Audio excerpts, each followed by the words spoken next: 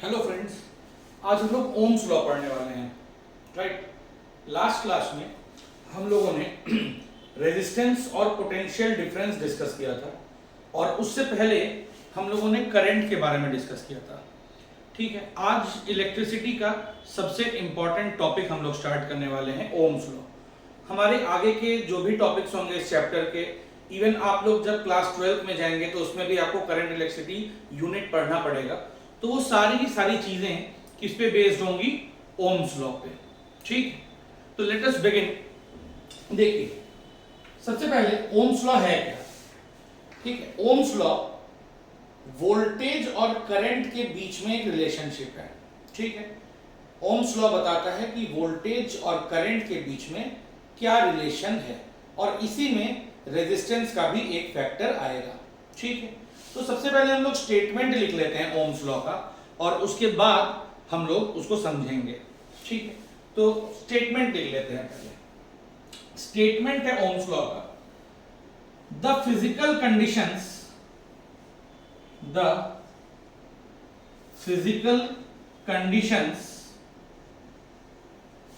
remaining constant, the physical conditions remaining constant, ठीक है, the current flowing through a conductor is directly proportional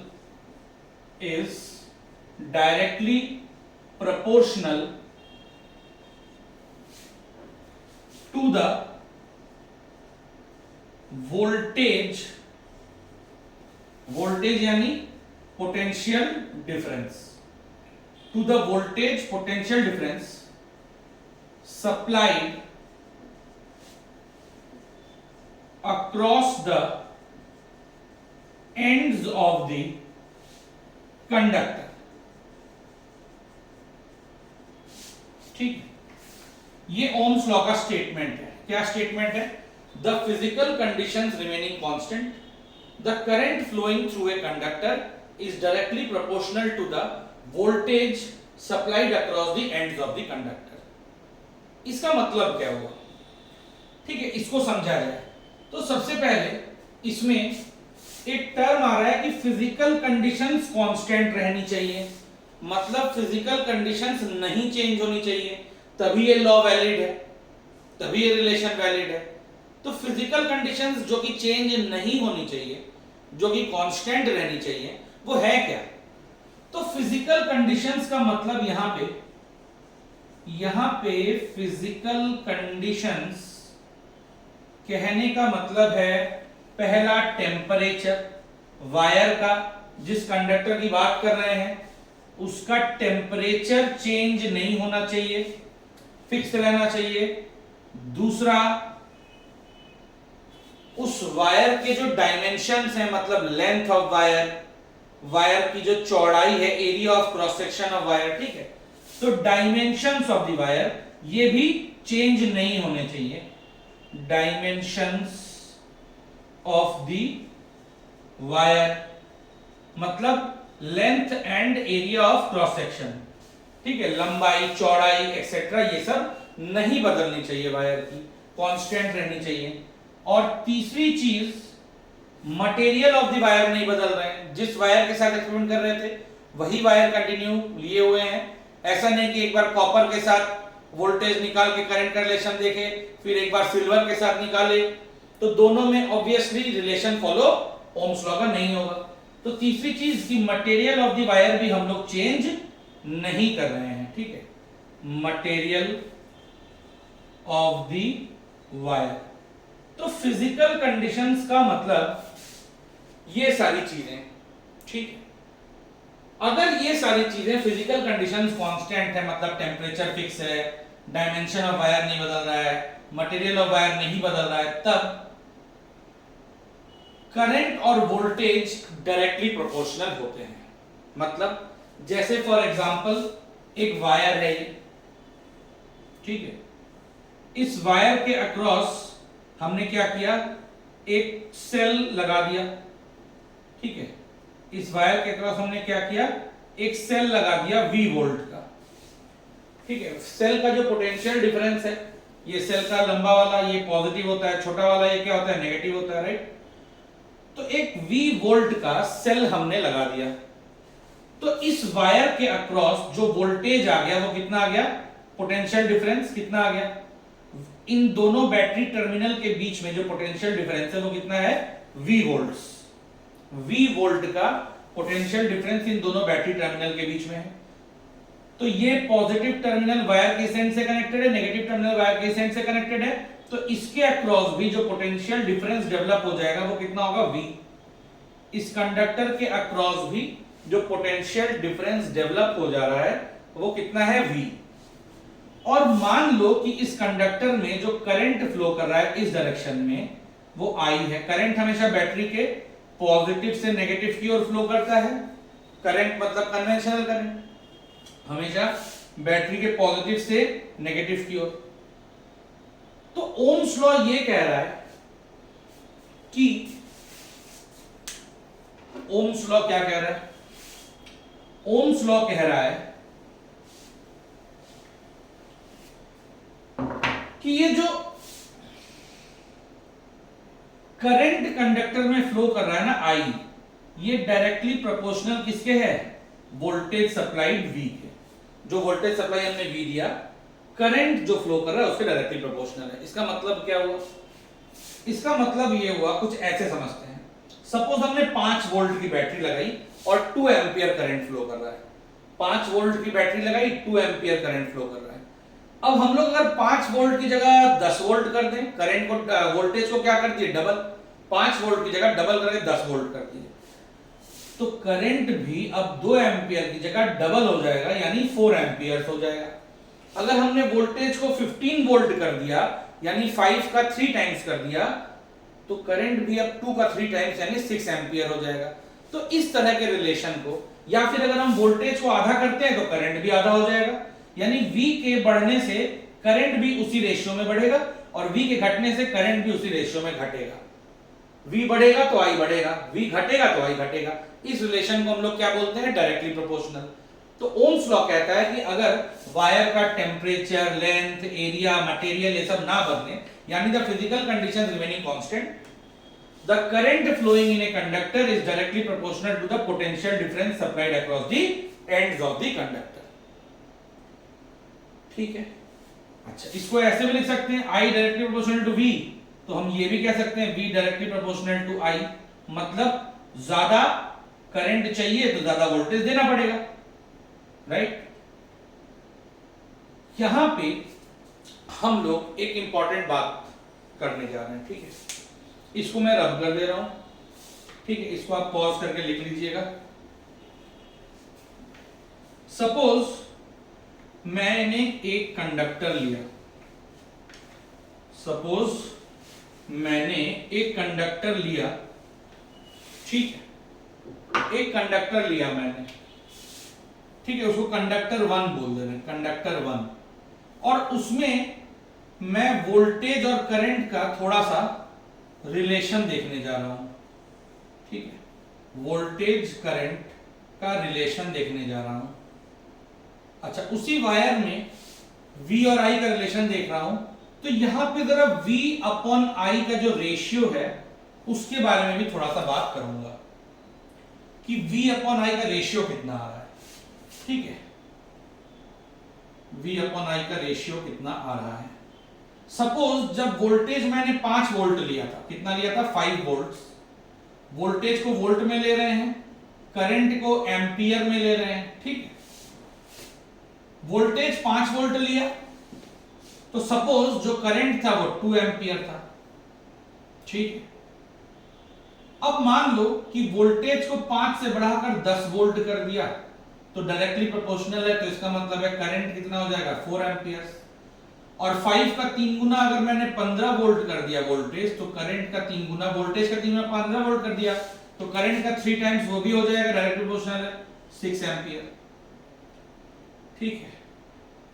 अच्छा, यहां से मैं v अपॉन i का जरा रेशियो निकाल रहा हूं। v की वैल्यू 5 है, i की वैल्यू 2 है, तो v अपॉन i यानी कितना हो जाएगा 5/2, और 5/2 करेंगे तो ये वैल्यू आएगी 2.5। फिर यहां पे भी 10/4 करेंगे तो उसकी भी वैल्यू कितनी आएगी 2.5 v अपॉन i का रेशियो, और यहां पे भी v अपॉन i का रेशियो अगर निकालूं 15/6 करूं तो ये भी वैल्यू कितनी आएगी 2.5, राइट। यानी मैं कह सकता हूं कि यहां से ये जो कंडक्टर 1 है उसमें v directly proportional to i है। i जैसे जैसे बढ़ेगा v जैसे जैसे बढ़ेगा i बढ़ेगा, या जैसे जैसे i बढ़ेगा v बढ़ेगा। बट v अपॉन i का जो रेशियो है वो फिक्स है, देखो वो कांस्टेंट है। v अपॉन i का रेशियो क्या है, कांस्टेंट है, तीनों में सेम आ रहा है हर केस में। यानी मैं कह सकता हूं कि v अपॉन i का जो रेशियो आएगा वो क्या आएगा, कांस्टेंट आएगा। v अपॉन i का जो रेशियो आएगा वो क्या आएगा, वो v अपॉन i का, मैं यहां पे लिख दे रहा हूं, v अपॉन i का जो रेशियो आएगा वो क्या आएगा, कांस्टेंट आएगा, राइट। वो हमको यहां से पता चल रहा है, ठीक है। दूसरी चीज, जरा मैं ग्राफ भी प्लॉट कर लेता हूं v वर्सेस i का, जरा मैं ग्राफ भी प्लॉट कर लेता हूं v वर्सेस i का। इस एक्सिस पे मैंने वोल्टेज ले लिया, इस एक्सिस पे मैंने करंट ले लिया, ठीक है। वोल्टेज कितना है 5, 10, 15 एंड सो ऑन। करंट कितना है 2 एम्पियर, 4 एम्पियर, 6 एम्पियर। यानी करंट को एम्पियर में और वोल्टेज को वोल्ट में, यानी 2 एम्पियर करंट कब मिल रहा है, जब 5 वोल्ट वोल्टेज सप्लाई दिया। 4 एम्पियर करंट कब मिल रहा है, जब 10 वोल्ट वोल्टेज सप्लाई दिया। और 6 वोल्ट कब मिल रहा है, 6 एम्पियर करंट कब मिल रहा है, जब 15 वोल्ट दिया। तो ये 3 हमको पॉइंट्स मिल गए ग्राफ में, जिनको ज्वाइन करने पे हमको एक स्ट्रेट लाइन मिल रहा है। इनको ज्वाइन करने पे हमको क्या मिल रहा है, एक स्ट्रेट लाइन। इसका मतलब क्या हुआ कि जो भी कंडक्टर्स हैं, यानी जो ओम्स लॉ फॉलो करते हैं, ठीक है, ऐसे कंडक्टर्स जो ओम्स लॉ फॉलो करते हैं उनको हम लोग ओहमिक कंडक्टर्स बोलते हैं। क्या बोलते हैं उनको, ओहमिक कंडक्टर्स। ऐसे कंडक्टर्स जो ओम्स लॉ फॉलो करते हैं, सारे ही कंडक्टर्स फॉलो करते हैं। जैसे मेटल्स हो गए सारे, हम लोग 12th में जब जाएंगे तो वहां पे लास्ट यूनिट जो हमारा फिजिक्स का होता है जिसको सेमीकंडक्टर्स बोलते हैं, उसमें हम लोग देखेंगे कि सेमीकंडक्टर्स जो है वो ओम्स लॉ फॉलो नहीं करते, ठीक है। But most of the metallic conductors जो हैं वो ओम्स लॉ फॉलो करते हैं। तो अभी फिलहाल हमको उन्हीं पे कंसंट्रेट करना है, ओमिक कंडक्टर्स पे। मेटल्स जितने भी हैं सब ओम्स लॉ फॉलो करते हैं, सिल्वर, गोल्ड, कॉपर, राइट, जितने भी मेटल्स हैं, एल्यूमिनियम, सब ओमिक कंडक्टर्स हैं। यानी ओम्स लॉ क्या है कि physical conditions remaining constant, the voltage supplied, the current flowing in a conductor is directly proportional to the voltage supplied across its ends, ठीक है। और उसका ये हमको इक्वेशन मिल गया ओम्स लॉ का, v upon i is equal to constant, ठीक है।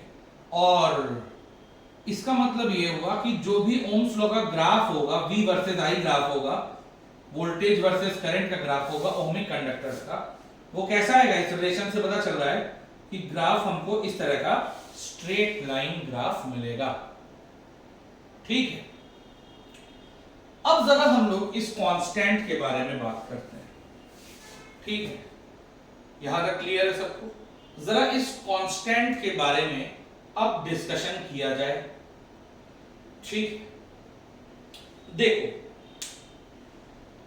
ये जो कांस्टेंट है, अगर करंट बढ़ेगा तो ये, अभी एक मिनट, इसको पहले मैं रब कर देता हूं, आप लोग इसको नोट कर लीजिए, ठीक है। ये एक एग्जाम्पल था, जरा एक और एग्जाम्पल से इस कांस्टेंट के बारे में समझा जाए, ठीक है, ठीक है। ये सारी चीजें ये नोट कर लीजिएगा, यहां तक नोट कर लीजिए, ठीक है। फिर उसके आगे मैं बात करता हूं। ये कंडक्टर 1 था, कंडक्टर 1 था तो उसमें ये रिलेशन मिला। अब मान लो एक और कंडक्टर लेते हैं, सपोज ये सिल्वर का कंडक्टर था, मैं इसको उसकी जगह कॉपर ले लिया, ठीक है, वी आई और V versus V upon I का रेशियो। अब मान लो कि यहां पे 2 एम्पियर करंट चाहिए था तो केवल 5 वोल्ट देना पड़ रहा था, बट यहां पे 2 एम्पियर करंट चाहिए तो हमको यहां पे 20 वोल्ट देना पड़ रहा है।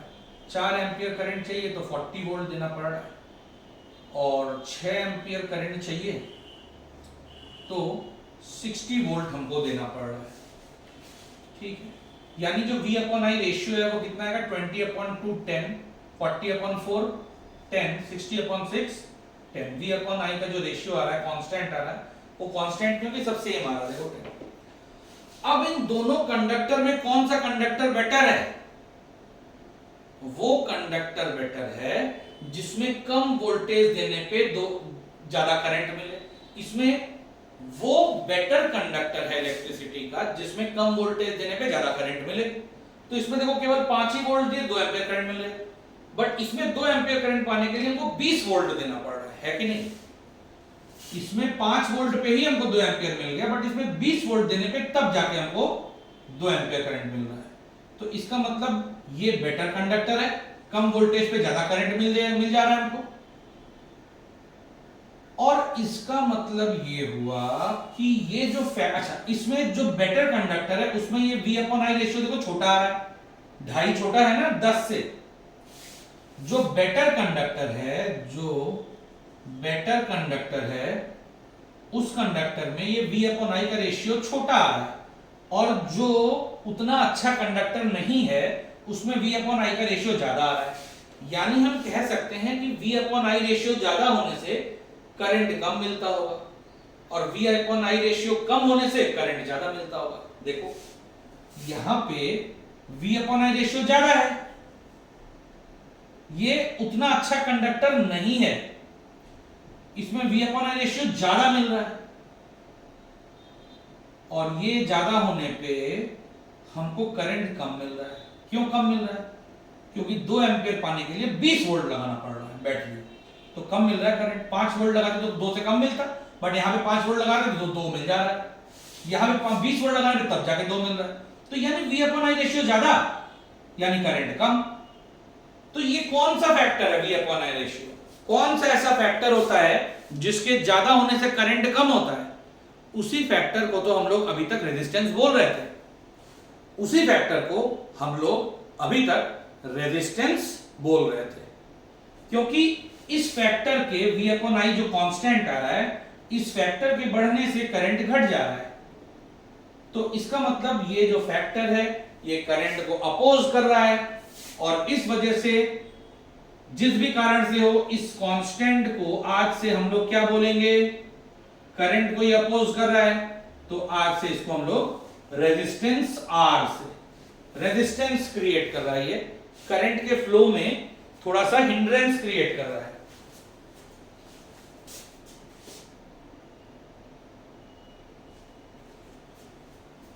ठीक है, करंट के फ्लो में ये थोड़ा सा हिंड्रेंस क्रिएट कर दे रहा है, तो इस वजह से इस फैक्टर को रेजिस्टेंस बोल रहे हैं।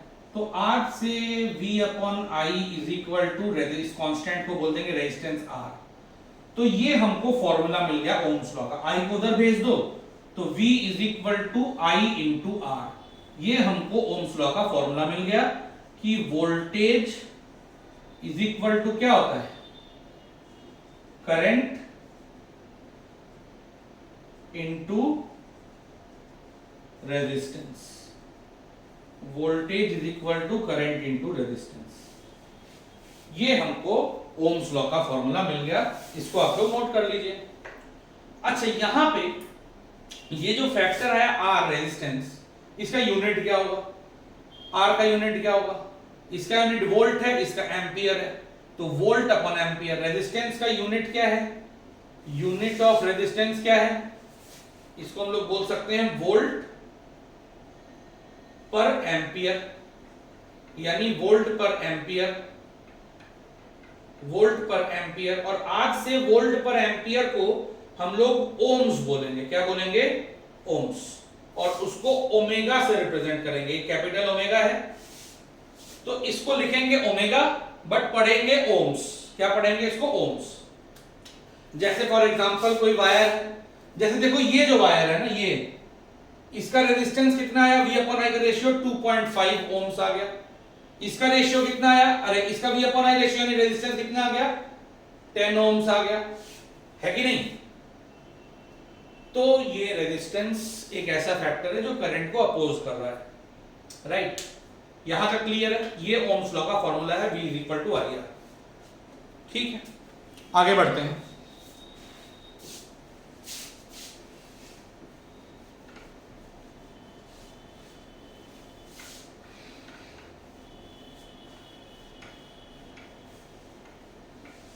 जो कंडक्टर्स ओम्स लॉ फॉलो करेंगे उनको हम लोग क्या बोलेंगे? Ohmic conductors. ओहमिक कंडक्टर्स क्या करेंगे? दे फॉलो ओम्स लॉ, यानी उनमें V is equal to IR वाला रिलेशन ट्रू है। यानी इसके एग्जाम्पल कौन कौन से हैं? मेटेलिक कंडक्टर जितने भी हैं, मेटेलिक कंडक्टर्स जैसे सिल्वर, सिल्वर, कॉपर, गोल्ड, ठीक है, मरकरी एटसेट्रा, ये सब क्या है? ओमिक कंडक्टर्स हैं। कुछ कंडक्टर्स ऐसे हम लोग क्लास 12 में जब हम लोग जाएंगे तो उसमें जो लास्ट यूनिट होगा हमारा, उसको हम लोग सेमीकंडक्टर्स बोलते हैं, ठीक है? उनको बोलते हैं नॉन ओमिक कंडक्टर्स हैं। वो कैसे कंडक्टर्स हैं? Non ohmic conductors. मतलब वहां पे ओमिक कंडक्टर्स में क्या होता है? V और I वाला जो ग्राफ है वो स्ट्रेट लाइन होता है। ओमिक कंडक्टर्स में V और I का जो ग्राफ है वो स्ट्रेट लाइन, यानी V equal to IR relation follow होता है। V directly proportional to I वाला रिलेशन। रेजिस्टेंस कांस्टेंट रहता है उसमें, ठीक है? V directly proportional to I follow होता है ओमिक कंडक्टर्स में। नॉन ओमिक कंडक्टर्स में ये रिलेशन फॉलो नहीं होता। They do not follow Ohm's law, they do not follow Ohm's law.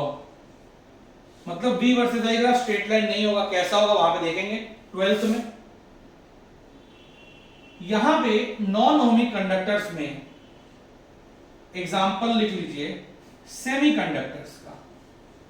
Semi conductors like silicon, germanium, ठीक है, गैलियम आर्सेनाइड एटसेट्रा, ये सब क्या है? नॉन ओमिक कंडक्टर्स है। ये ओम्स लॉ फॉलो नहीं करते, राइट? अच्छा,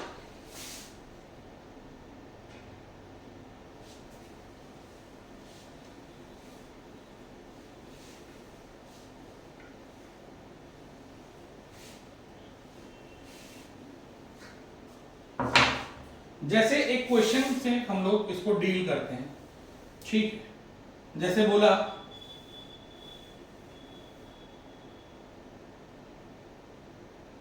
a charge of 20 coulombs flows in a wire in 2 seconds, ठीक है? 2 seconds, ठीक है? When a potential difference of 20 volt is supplied, ठीक? Calculate the resistance of the wire and the